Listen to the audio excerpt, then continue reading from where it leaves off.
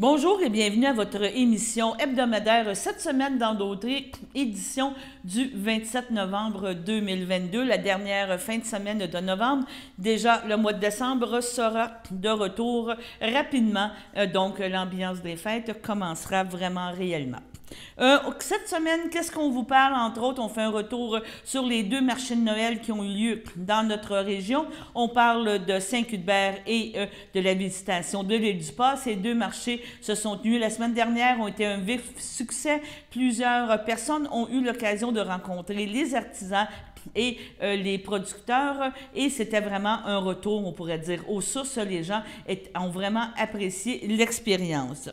Maintenant, on vous parle de Yves Perron. Yves Perron a été très présent cette semaine dans nos bulletins de nouvelles à cause de plusieurs sujets. On parle entre autres protection des berges, donc une allocution de présentation de M. Perron, et par la suite, nous avons présenté des extraits de personnes de la région, dont M. Roy Grégoire et M. Jean-Luc Barthes de Saint-Ignace de Loyola, qui ont fait des interventions avec le comité permanent du transport pour parler d'érosion des berges, vraiment un sujet qui est vraiment à propos dans notre région.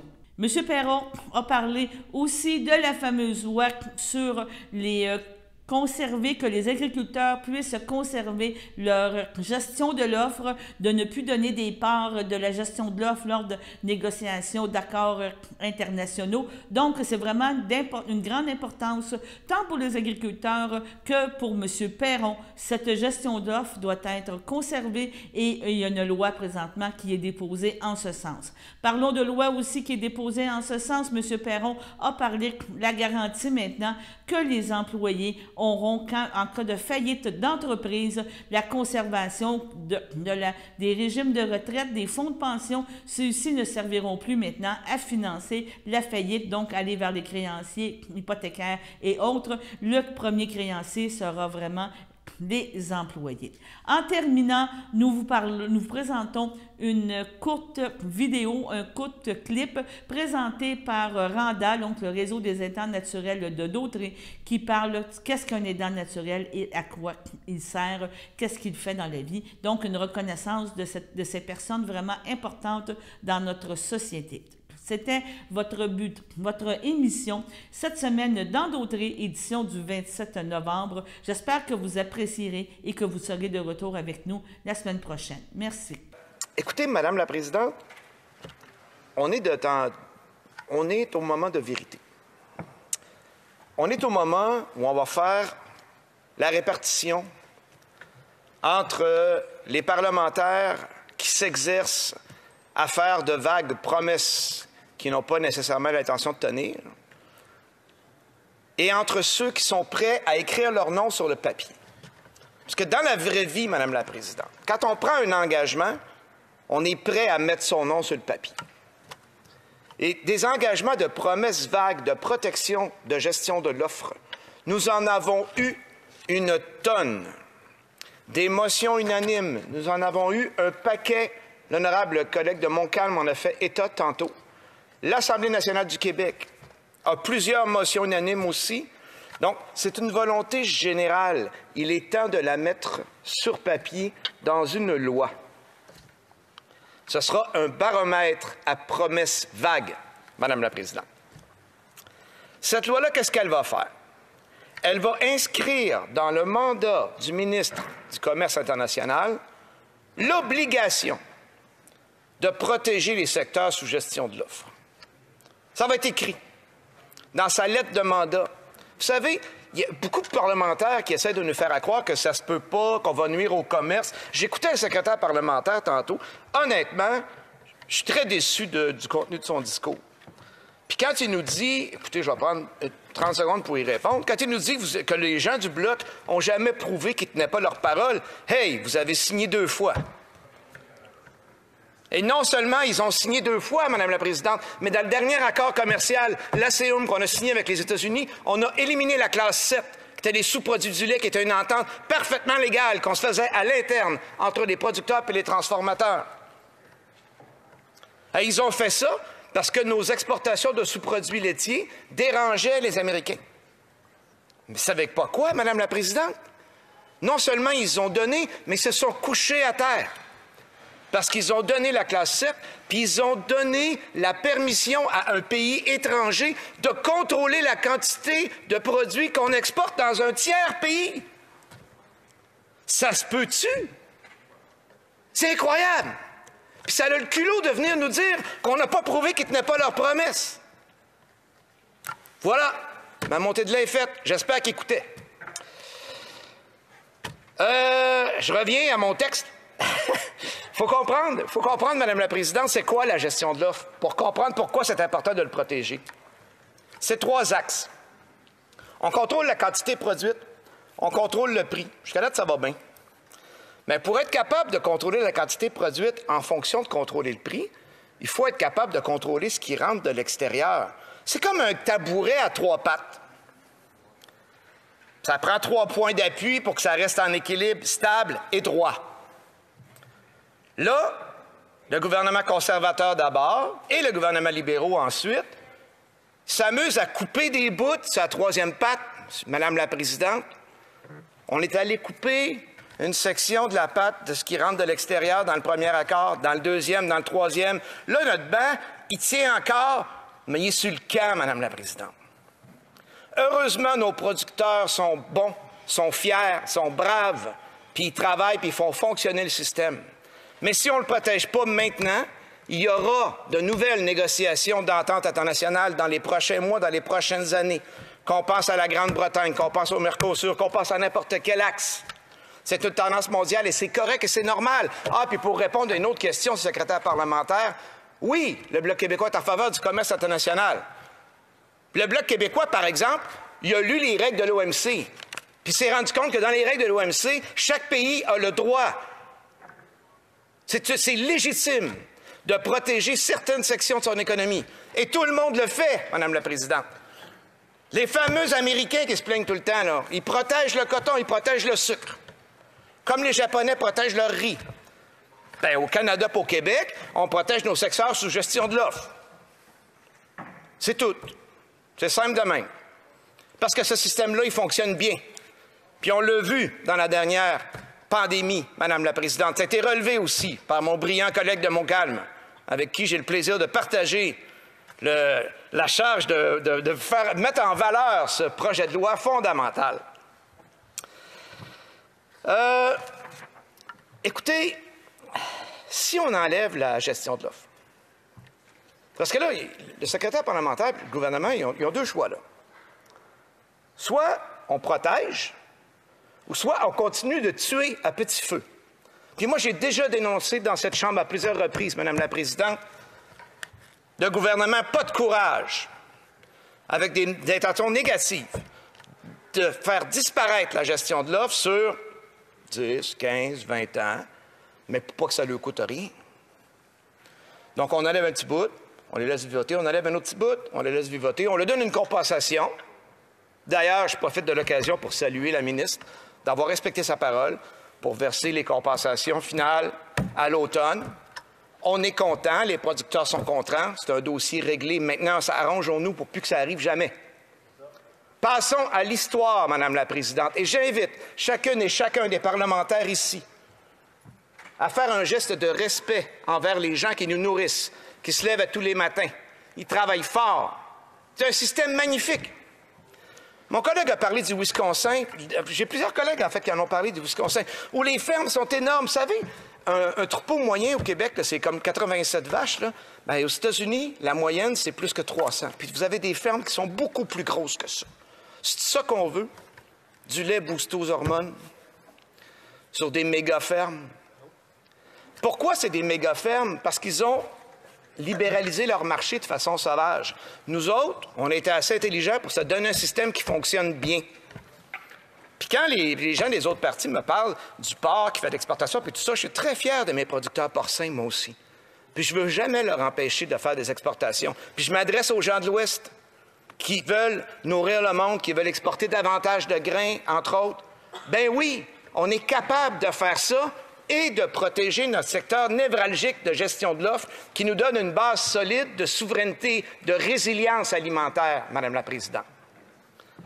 Fait que j'espère que j'entendrai plus d'ineptie comme j'ai entendu tantôt, parce que le dernier vote, parce que vous savez que c'est la deuxième fois qu'on fait ça, hein, parce que ce gouvernement-là s'amuse soit à proroger quand il y a un petit scandale, soit à lancer une élection, parce qu'il y a trop de projets de loi compromettants pour lui qui sont en cours. Mais la dernière fois, ils ont voté pour. Et je les en remercie. Et je les invite chaleureusement à faire la même chose, Madame la Présidente. J'ai été ravi de la réponse que le premier ministre m'a donnée à la dernière législature, quand je lui ai posé la question, est-ce qu'ils allaient nous appuyer?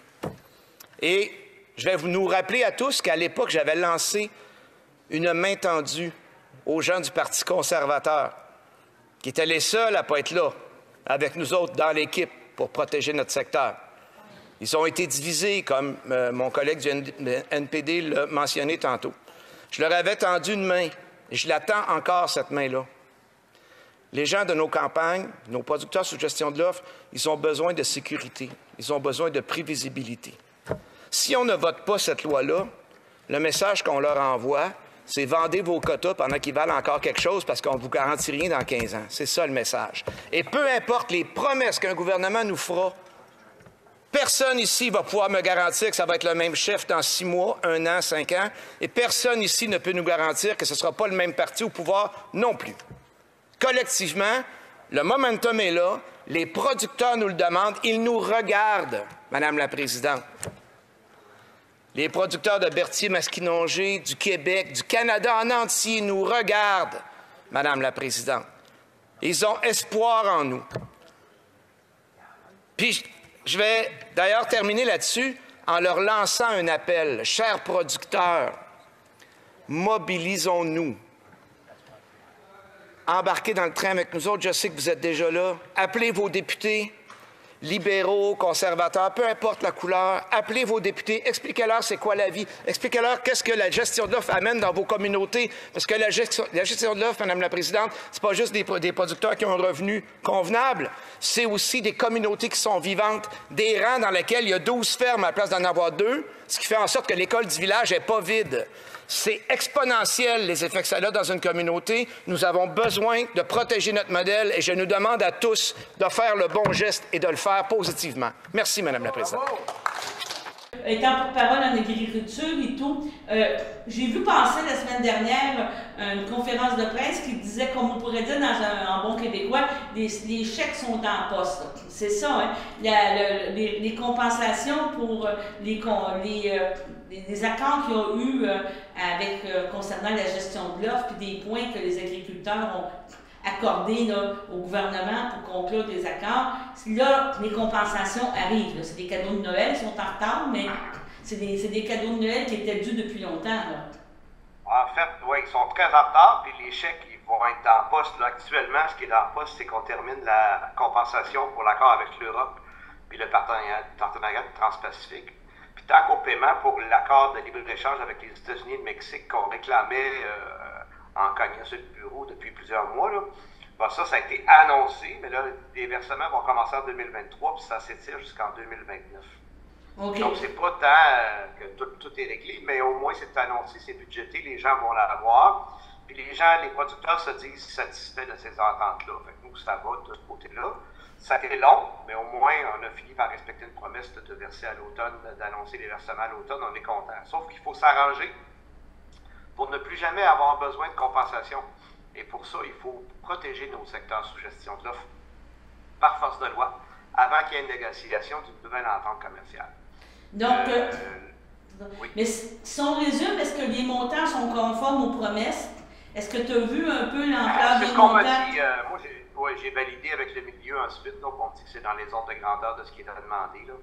Donc, sur ce côté-là, ça va. Par contre, il y aura des négociations commerciales. Il y en a avec la Grande-Bretagne présentement. Il y en aura avec l'Amérique centrale, l'Amérique du Sud, qu'on appelle le Mercosur.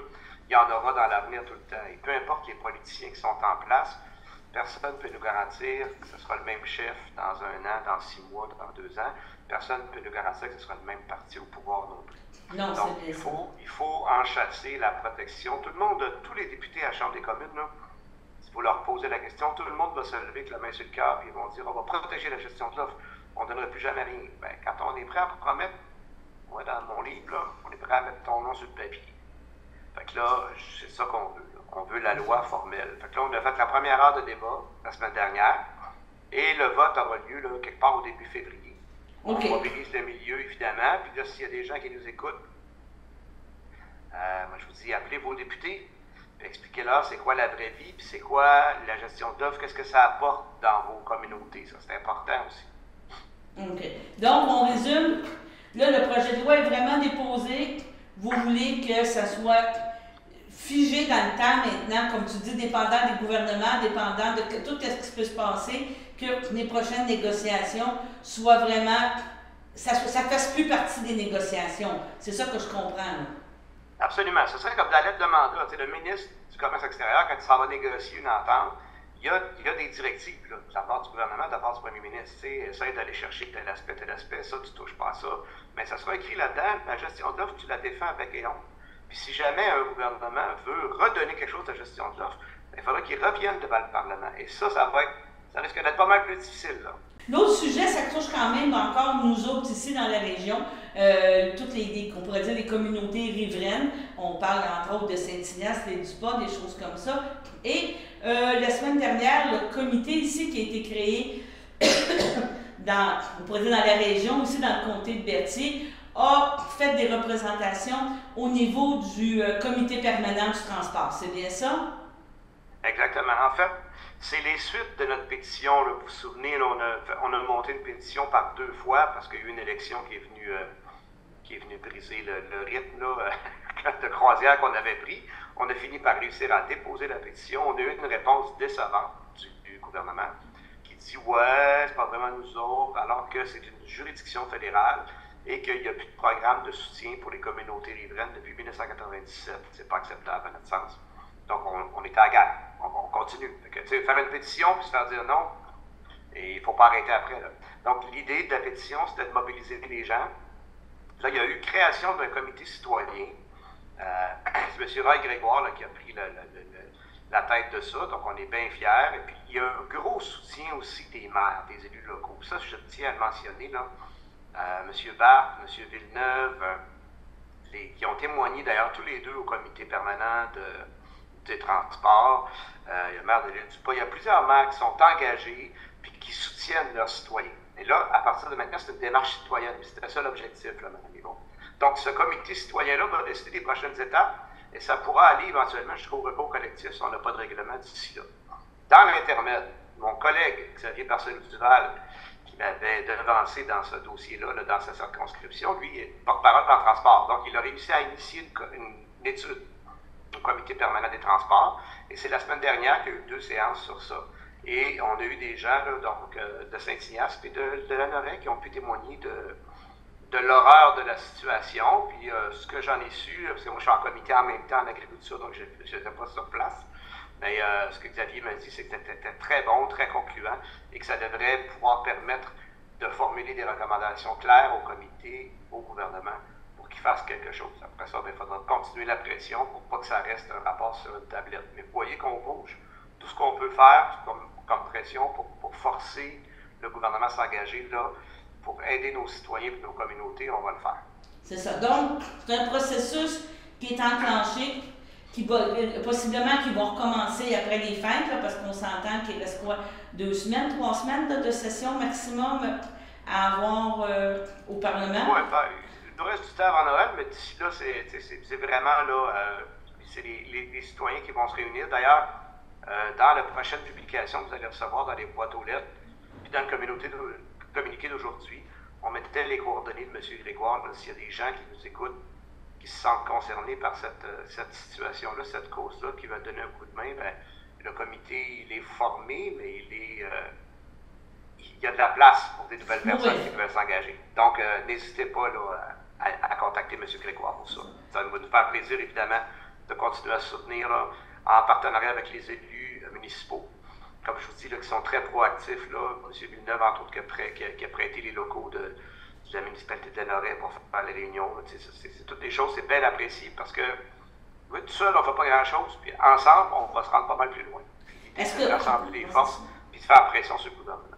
Est-ce que vous avez prévu faire une espèce de comité au-dessus avec Xavier du côté de la rive sud et de la rive nord, ou pour l'instant, non, c'est vraiment... Pour l'instant, c'est des trucs parallèles, la rive nord, la rive sud, là, parce que les autres, leur recours collectif est déjà engagé, c'est difficile de se joindre. Mais ça ne veut pas dire qu'on ne fera pas la même chose. Puis c'est sûr que nous, les élus, on est quand même en périphérie, là, on va soutenir on est là pour soutenir le monde. Puis on veut arriver à un résultat avec ça. Donc, ça va être un dossier à suivre régulièrement dans les prochaines semaines. Je vous remercie beaucoup, M. Perron. Je vous dirai allez vous reposer, faites attention à vous, puis on se revoit dans les prochaines semaines. Merci. Bonne journée. Bonjour, Yves Perron, député du Bloc québécois dans Berthier-Masquinongé. Alors aujourd'hui, on célèbre une grande victoire avec l'adoption du projet de loi qui empêche dorénavant les créanciers d'aller se servir avant les travailleurs.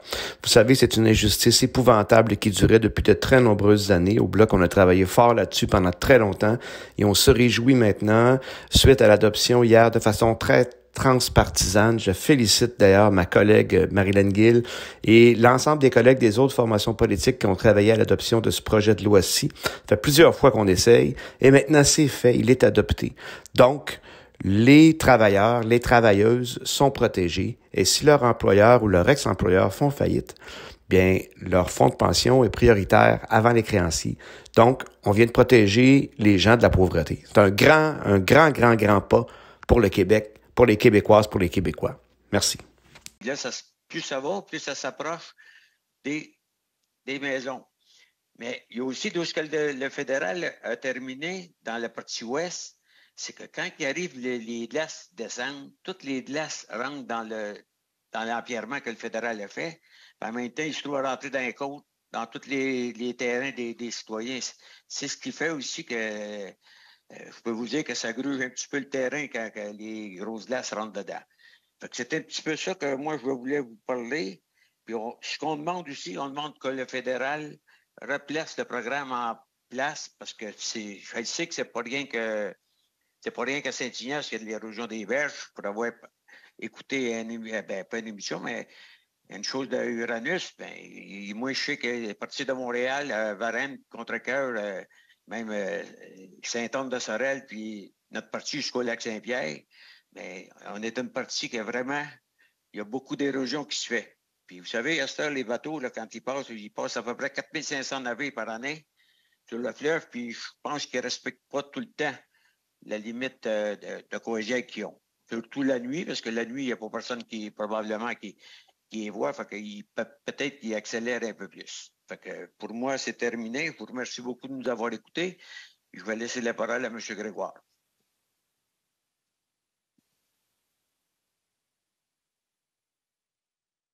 Oui, bonjour.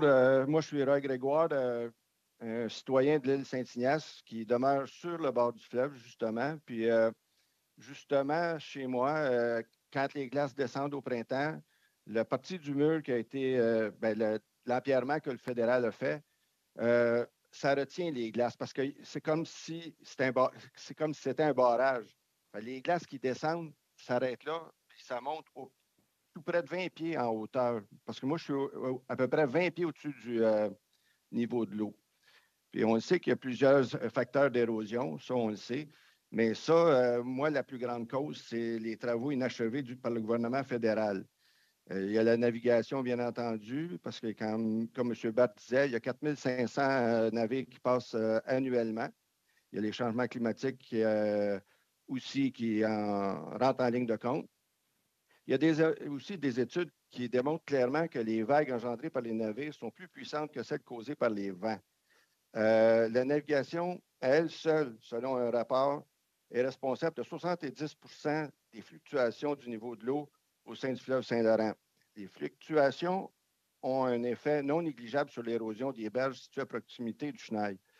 L'impact des vagues liées au transport maritime dans le fleuve serait responsable pour 60 de l'érosion des berges. C'est pas mal ça. C'est sûr que là, ça commence à être inquiétant. Moi, j'ai commencé à avoir de l'érosion qui s'annonce majeure. Là, j'ai un ingénieur qui est passé à la maison, j'attends son rapport. Fait que pour moi, pour le moment, c'est ce que j'ai à dire. Puis si vous avez des questions, je vais essayer d'y répondre. Merci. Parler de la réduction volontaire de la vitesse. Je dirais pas qu'elle a été imposée, je dirais qu'elle a été suggérée par le gouvernement fédéral. J'aimerais savoir si les témoins pourraient nous dire s'il y a eu une surveillance de la conformité. Est-ce qu'on a pu observer si les entreprises de navigation suivent cette limite volontaire? Est-ce qu'il y a un suivi qui est fait, une surveillance pour voir aussi si la réduction de vitesse a un impact sur l'érosion des berges? Monsieur Grégoire, je pense que vous avez fait référence à la réduction de la vitesse. Alors peut-être que vous pourriez répondre à la question. Ensuite, j'entendrai les prochains témoins. Oui, la limite de vitesse est respectée de façon générale. Mais parfois, le soir, par exemple, certains navires vont plus vite que la vitesse permise ou suggérée. Il y a beaucoup d'achalandage. Donc, c'est difficile à dire, mais dans certains sites, on voit les navires. Et récemment, il y a 2 navires, il y a une semaine ou 2, qu'on a pu voir et qui circulaient au-delà de la limite. Alors, c'est difficile à dire combien de navires respectent ou non la limite, mais cela a une incidence. Donc, c'est un peu anecdotique. Certains navires respectent la limite, d'autres non. Est-ce que vous êtes au courant peut-être d'une approche qualitative par rapport à cette limite? J'imagine que si c'est facultatif, il n'y a pas de mesures disciplinaires prévues. Pilote du Saint-Laurent central là, qui regroupe les pilotes qui manœuvrent les navires dans notre région, a fait par le passé là, une analyse là-dessus, puis ils arrivaient à la conclusion que 98 des navires, puis là je dis 98, là, c'était peut-être 80, en haut de 95 suivaient la recommandation de limitation volontaire de vitesse. Moi, je peux dire pour mon secteur que cette limitation de vitesse, elle aide à diminuer les taux de recul des berges, mais elle n'arrête pas le recul des berges. Donc, peut-être qu'au lieu de perdre 2 mètres par année, il y a juste 1 mètre, là où il y a la limitation de vitesse, parce que c'est juste dans certains tronçons là, du fleuve. Donc, c'est une mesure qui aide, qui est louable, mais elle n'est pas suffisante à elle seule là, pour protéger les habitats riverains. Oui, donc la construction de l'entrepôt n'incluait pas le branchement électrique. Donc, on a été en soumission auprès de Guy Bourgeot et Fils et de F. Branconier Électrique. Donc, Guy Bourgeot et Fils est sorti à 14 250 $ avant taxe. F. Branconier Électrique est sorti à 14 616 $ avant taxe. Donc, le plus bas soumissionnaire, c'est Guy Bourgeot et Fils. C'est bon, c'est tout. Le point 2, appel d'offres pour la construction d'un entrepôt au garage municipal. On en profite, comme j'ai dit, de déposer ce point-là parce que les délais sont là. On veut que notre garage soit bâti, tout fini pour le 31 mai maximum. Donc. Exactement. Donc, l'appel d'offres, on a ouvert les enveloppes le 14 novembre. Donc, on a eu, comme soumissionnaire, on a eu Gestion BGC qui a soumissionné un montant de 300 091 et 82. Tous les montants que je veux dire sont taxes incluses. Construction Hébert et Hébert pour un montant de 382 380. Le groupe Panorama pour un montant de 383 250. Ensuite, Construction Lompré pour un montant de 418 841 et 28. Entreprise Philippe Denis pour un montant de 435 870 et 22. Et finalement, le groupe Lasco pour un montant de 482 514. Donc, le groupe BGC est le plus bas soumissionnaire et sa soumission est conforme. Donc, comme on avait discuté en séance de travail, vous avez accepté d'aller de l'avant avec la soumission de gestion BGC. Les points 4, c'est dossiers administratifs et techniques. 4.1, nomination. Donc, comme une fois par année, on reconduit nos comités, donc qui restent pratiquement identiques à là un an. Donc, le 4.1.1, c'est la composition du comité administratif. Tu nommes-tu tout le monde qui est là-dessus ou... Oui, bon, sur le comité administratif, oui, l'ensemble des comités, ce sera peut-être un peu laborieux. OK. Mais au niveau du comité administratif, bien entendu, M. le préfet suppléant, M. Barthes et M. Boulet, donc, sont membres d'office pour une période, évidemment, dans ce cas-là, de 2 ans pour la durée de leur mandat.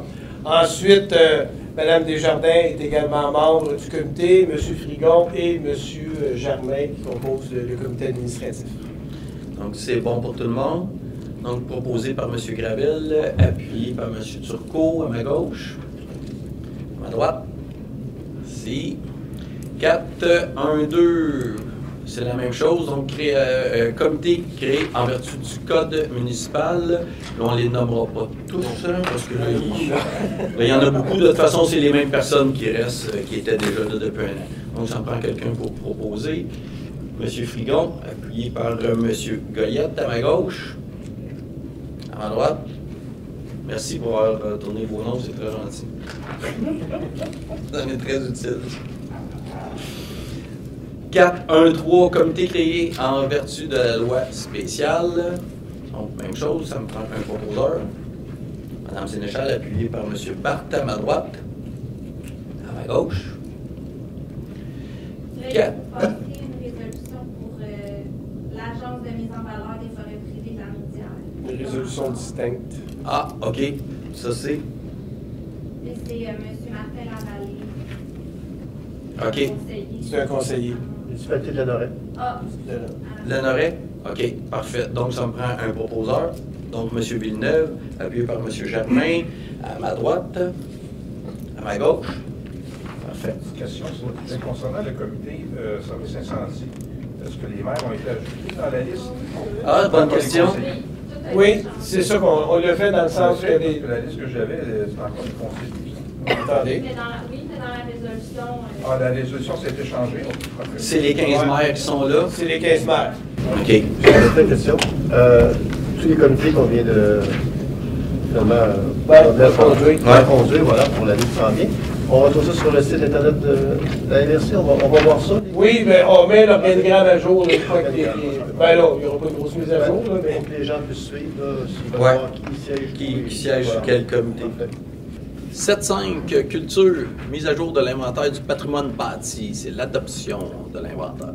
Donc, l'inventaire a été mis à jour. Les différents commentaires qui ont été formulés par les municipalités là, ont été retranscrits dans l'inventaire. Donc, c'est juste à ce stade-ci de procéder à son adoption. Donc, ça me prend quelqu'un pour poser. M. Bérard? Chez nous, on s'est aperçu que dans l'inventaire qui a été fait en 2013, il manque beaucoup de maisons qui n'ont pas été faites dans l'inventaire. Est-ce qu'automatiquement, ils tombent sur la loi? Pareil. Est-ce qu'à ce moment-là, il faut reporter plus tard l'adoption parce que ça n'a pas été fait, cet inventaire-là? Ben oui. Il manque beaucoup de maisons qui n'ont pas été faites dans l'inventaire. Ben, ça a tout été envoyé à chaque municipalité pour que chaque municipalité vérifie que l'inventaire qu'on adopte. M. Bérard, ça a été envoyé à votre direction générale de vérifier que l'inventaire qu'on est en train d'adopter, de vous assurer que tout était là, puis toutes les municipalités ici présentes ont toutes fait les modifications nécessaires. Bien contre ça, c'est parfait. Je vous dis juste que le statut actuel, c'est qu'il y a beaucoup de maisons qui ont vraiment été faites dans l'inventaire, qui ont été construites avant 1940. On fait quoi avec ça? Mais ils font pas des... Je vais juste préciser une chose. La date 1940, c'est une date qu'on retrouve là, dans la loi qui a été adoptée il y a quelques années. Au moment où l'inventaire a été fait, la question de l'année de construction, évidemment, est une donnée pertinente, mais ce n'est pas une donnée qui justifie l'inclusion dans dans un inventaire patrimonial. C'est pas est-ce que le bâtiment a un caractère patrimonial ou pas, mais il y a plusieurs bâtiments qui ont été construits avant 1940 qui n'ont pas nécessairement un caractère patrimonial pour toutes sortes de raisons. Là, ça peut être l'état du bâtiment, ça peut être, si on veut, le style architectural qui n'est pas un style qui est un style, là, comment je dirais bien ça, là, qui est représentatif, etc., etc. Il y a plusieurs bâtiments qui ont été construits avant 1940 qui ne sont pas dans l'inventaire. Plusieurs. Dans presque toutes les municipalités, il y en a plein parce que l'inventaire serait beaucoup plus volumineux. Là, si tous les bâtiments qui avaient été faits construits en 1940 y apparaissaient. Maintenant, bon, comme je l'ai mentionné tantôt, ce qui était surtout important, évidemment, on veut que tous les bâtiments qui ont un caractère patrimonial s'y retrouvent. Surtout excellents, ceux qui sont de forte. Oui, c'est ceux qui sont excellents, par ailleurs, qui ont une forte valeur. C'est ça. Par ailleurs, l'ensemble des bâtiments qui ont un caractère patrimonial. Maintenant, ce qu'on veut absolument éviter, c'est qu'il y ait des bâtiments qui n'ont pas de caractère patrimonial qui s'y retrouvent. Ça, c'est vraiment la chose qu'on veut absolument éviter. Dans le cas présent, l'inventaire va toujours pouvoir être mis à jour s'il y a des commentaires qui nous sont transmis par une municipalité, retirer un bâtiment qui a été détruit, par exemple, par un incendie, ou s'il y avait un bâtiment qui n'avait pas été, pour toutes sortes de raisons, qui n'avait pas fait l'objet d'une évaluation par le professionnel qui a fait l'inventaire, on va pouvoir les ajouter. Comme c'est arrivé dans le passé, qu'il y avait des bâtiments qui n'étaient absolument pas visibles de la rue et qui n'ont pas été inclus dans l'inventaire, puis on s'en est rendu compte par la suite, on a fait les corrections. Maintenant, deux possibilités. Ou on décale l'adoption formelle de l'inventaire mis à jour, ou l'inventaire est adopté comme tel, parce que là, je comprends que ce n'est pas une problématique de bâtiments qui n'ont pas de potentiel qui s'y retrouveraient, mais plutôt l'inverse. Puis à ce moment-là, moi, je vais m'assurer là, que la personne responsable du dossier à la MRC communique avec les gens chez vous pour s'assurer, puis regarder s'il y a possibilité d'ajouter ou pas les bâtiments là, que vous mentionnez. S'ils ont été identifiés, je l'imagine.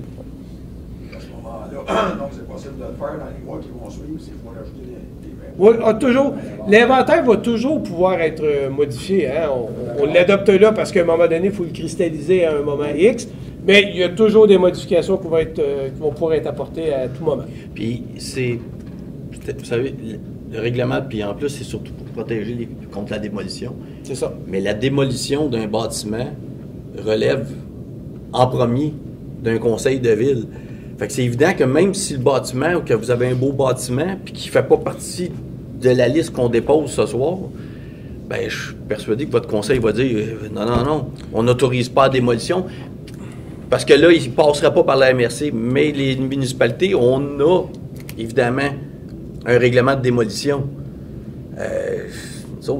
Même si une maison n'aurait pas été citée, mais qu'elle a été oubliée, on ne permettra jamais sa démolition. Ça appartient au conseil de ville aussi de la protéger. Mais on peut l'adopter, puis il y aura des modifications de fait. S'il y en a... L'important, c'est comme ce qu'on disait tantôt, c'est qu'il y ait des maisons qui se retrouvent dans ce document. Le plus important, c'est que des maisons qui n'ont aucun potentiel se retrouvent dans l'inventaire. S'il arrive une démolition, ben là, il y a un processus épouvantable à faire. Même si elle n'a aucun potentiel, elle n'a rien d'historique, mais là, elle va être obligée de passer tout le processus qui est excessivement laborieux. Mais s'il y en a une qui a été oubliée, elle ne sera pas démolie. M. Barthes? M. Tremblay, ça veut dire que même si y a une maison qui a été bâtie avant 1940, qui n'est pas reconnue patrimoine, est sujet à la loi du gouvernement, quand même. Présentement? Oui. Parce qu'on est dans une période transitoire. OK.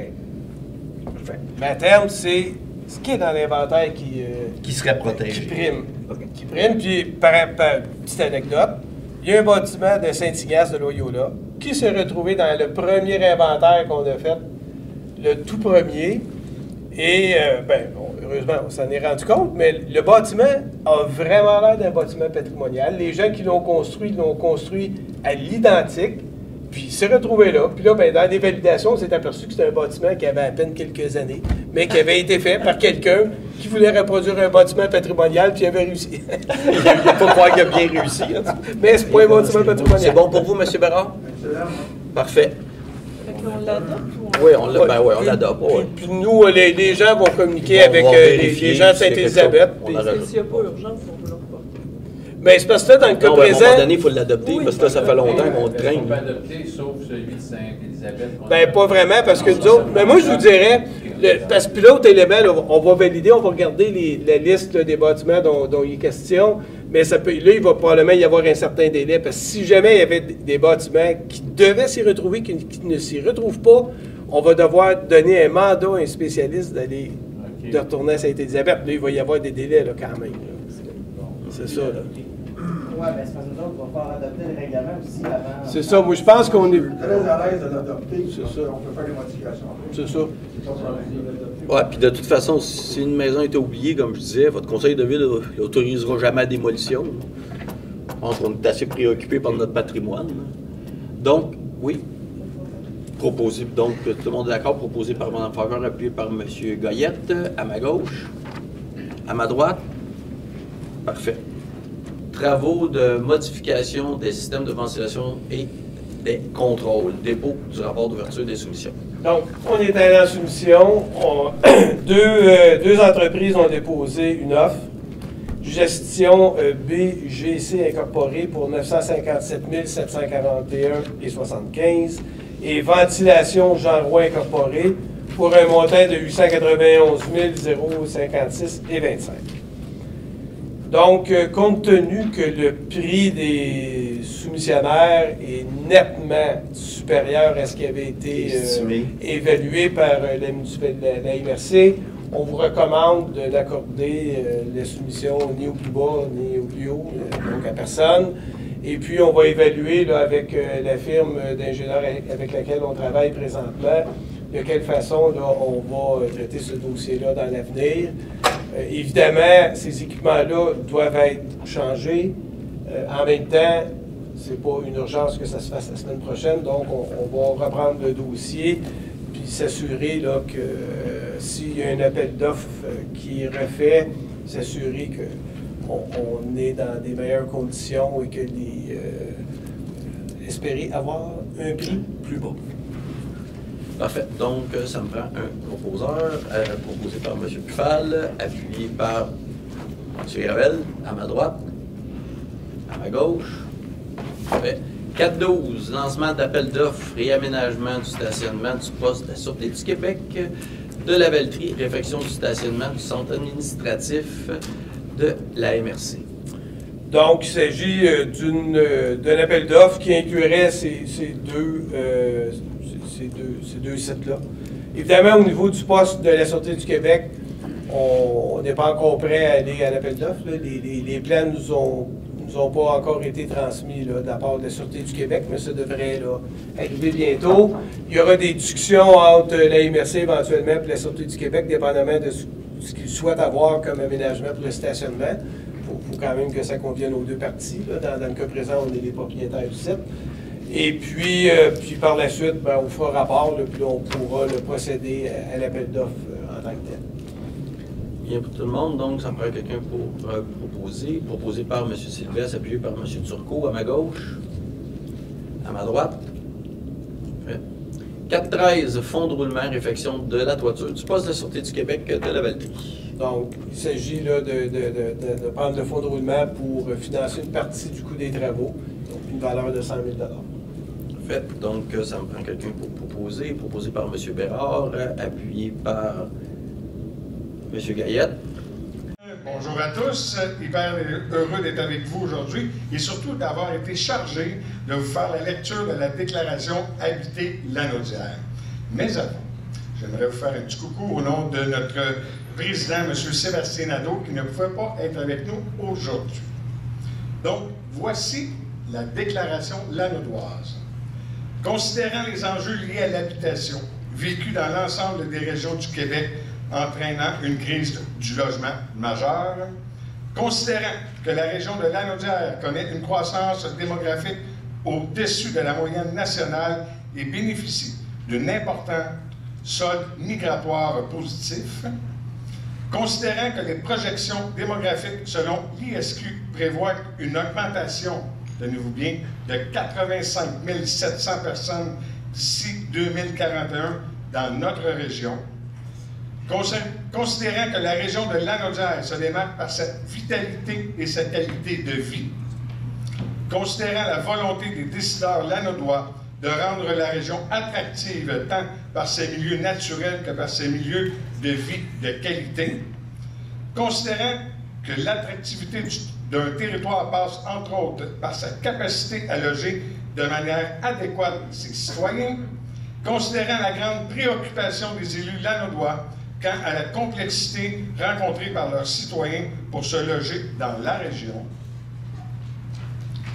considérant les enjeux liés à l'aménagement durable du territoire et les impacts des décisions prises aujourd'hui pour les générations futures, considérant que les municipalités, à titre de gouvernement de proximité, connaissent les enjeux liés à leur territoire et sont en mesure de proposer des réponses innovantes, considérant que les élus souhaitent développer leur territoire en fonction de la capacité des infrastructures disponibles et en respectant les milieux de vie, considérant la complexité de soutenir le développement de logements abordables ou de logements sociaux pour les municipalités.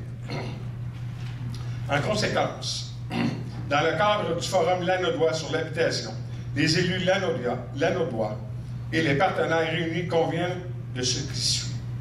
D'assumer un leadership mobilisateur dans le développement de solutions novatrices en termes d'habitation au bénéfice de leur population, de s'engager à évaluer plus largement les différents modèles d'habitation possibles dans le respect des spécificités territoriales propres à chacune municipalité, de collaborer avec les partenaires de la région afin de mettre de l'avant les freins liés au développement de logements sociaux, entre autres paliers de gouvernement, et de demander au gouvernement du Québec de rendre les programmes plus accessibles et faciles d'utilisation, de demander au gouvernement du Québec de soutenir adéquatement le développement de logements abordables et de logements sociaux pour l'ensemble du territoire lanaudois et d'offrir de l'accompagnement aux municipalités qui le désirent.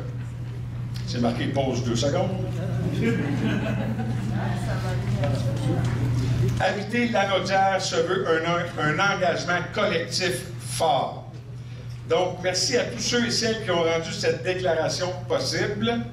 Moi, j'ai terminé. Je cède maintenant la parole à M. Jean Baudouin, président de la table des partenaires du développement social de Lanaudière.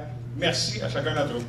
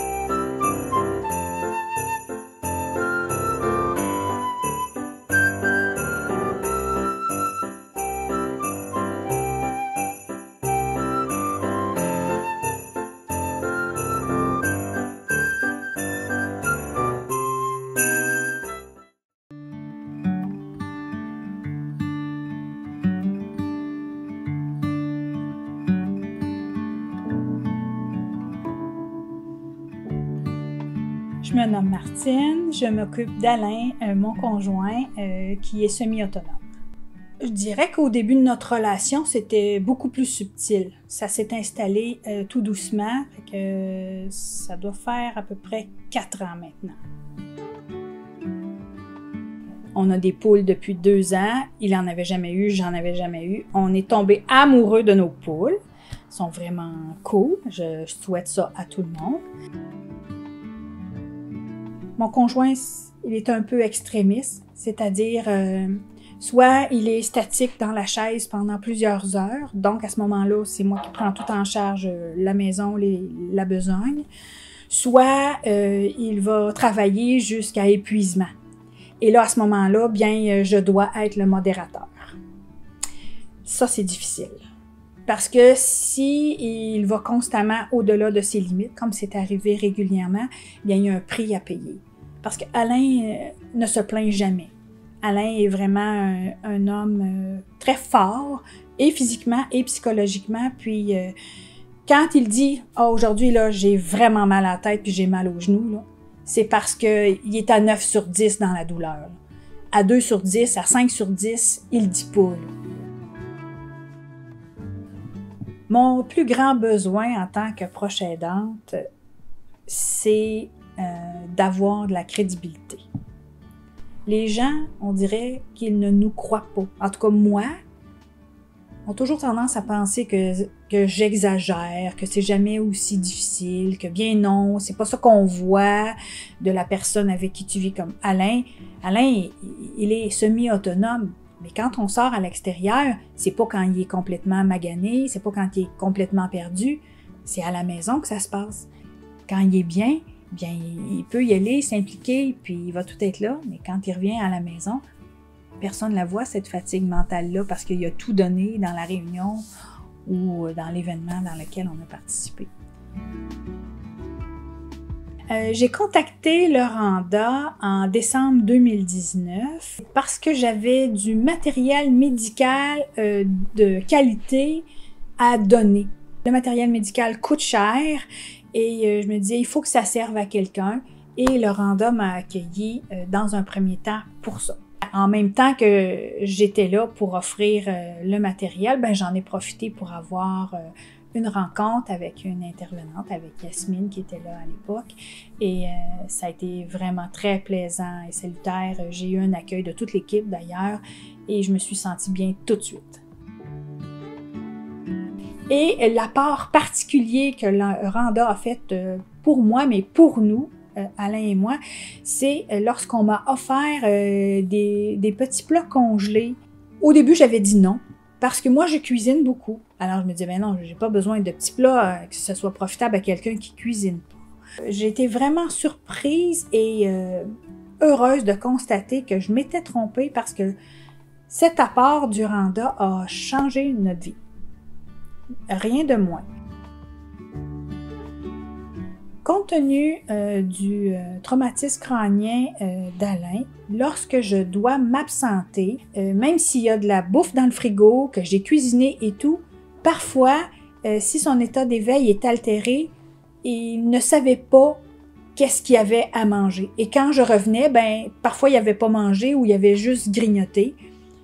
Avec les petits plats, c'est acquis maintenant. Il sait qu'en tout temps, il y a des petits plats dans le congélateur.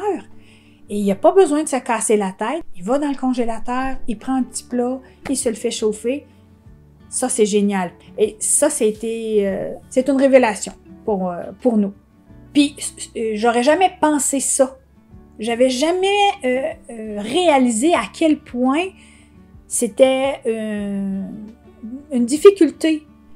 Là, la dynamique est changée. Alain et moi, on aime bien jouer à des jeux de société. On joue à la route des épices, nous, qui est un jeu un peu de stratégie et de mathématiques. Et c'est vraiment plaisant de se challenger. Mais surtout, ce qui m'amène la plus grande joie, ce que je chéris, c'est les moments passés avec nos petits-enfants. On a 5 petits-enfants. On est vraiment fiers d'eux. Et ça, c'est vraiment quelque chose qui me nourrit qui nous nourrit, mais moi particulièrement, c'est là où est-ce que je peux faire le plein et que tout prend son sens. Et ça, c'est un ressourcement 100 000 à l'heure, le meilleur pour moi. C'est pas un fardeau dans ma situation d'être proche aidante, que ce soit là présentement avec mon conjoint. Je l'ai déjà été par le passé avec d'autres membres de ma famille, soit ma grand-mère, mon père et ma mère aussi, à des niveaux différents, avec des problématiques ou des particularités de santé différentes. C'était pas un fardeau. Moi, je suis une femme altruiste, je suis une femme qui aime. Alors, j'ai quand même choisi d'être proche aidante pour des gens que j'aime.